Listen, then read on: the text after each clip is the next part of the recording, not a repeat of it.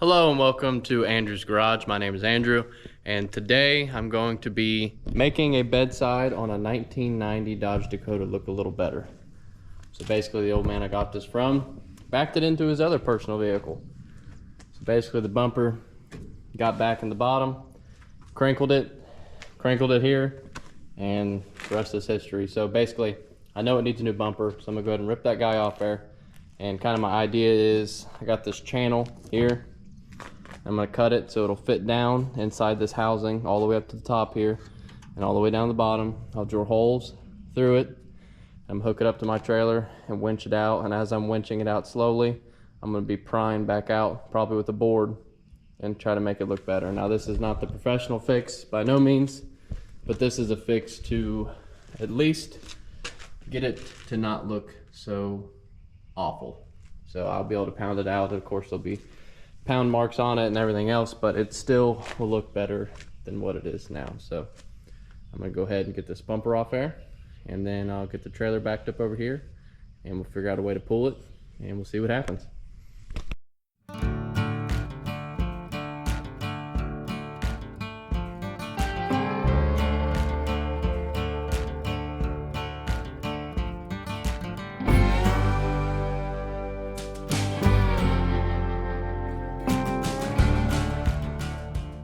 So just like that, the bumper is off.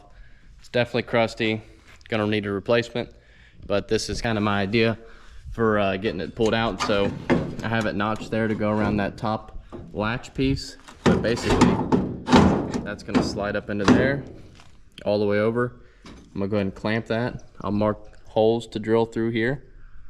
Right there on that edge, I'll drill probably 3 or 4 holes, put probably 3/8 bolts in it. Crank them down real tight. It doesn't really matter if I mess up the surface too much, because you know it's already messed up. As long as I got them bolts nice and tight, I should be able to weld me an eye here. I'm gonna hook it up to my trailer with my 12,000-pound winch on it, and I'll block these tires and we'll see what happens. We'll see if it'll pull out. I don't know how easy it'll pull out. Like if I have to, I can always back the trailer up into that, and yeah, we'll figure it out. But I'm thinking it'll pull out, so yeah, let's try it.